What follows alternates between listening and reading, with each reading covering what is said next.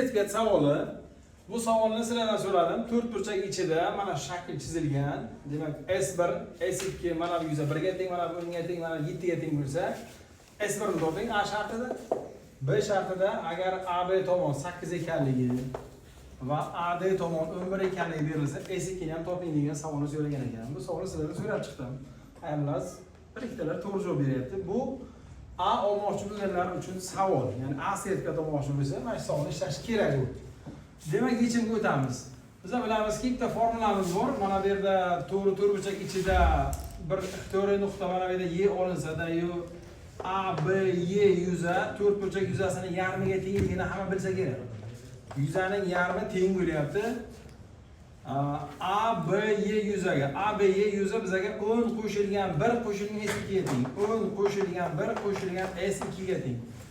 Ikkinchi tomondan A, H, D u ham yuzaning yarmiga teng bo'ladi. Umumiy yuzaning yarmiga teng bo'ladi. Demak, A, H, D bizga yuzaning yarmiga teng bo'lsa, bu S1 qo'shilgan S2 qo'shilgan 7 ga teng bo'ladi. Shu ikkalasining tengligidan S2 lar soddalashib ketadi. S1 ni topsak, bu 11, 7 ni ayirib tashlasak, bizga S1 necha ekan?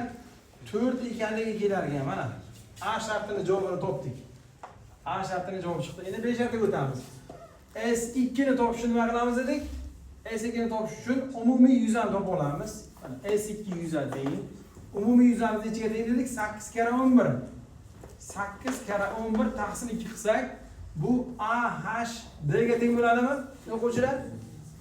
Endi shu narsaning qiymati 44, bu ham teng bo'lyapti bizga, bu ham teng bo'lyapti. S1 qo'shilgan 7 qo'shilgan S2 ga. S1 ning qiymatini topoldik 4 ekanligini. 4 qo'shilgan 7 nechini beradi? 11 qo'shilgan S2 mi? Shundan S2 ni topsak ne chiqadi? 30 chiqadi. Mana shu osongina ishlab qo'ying buni.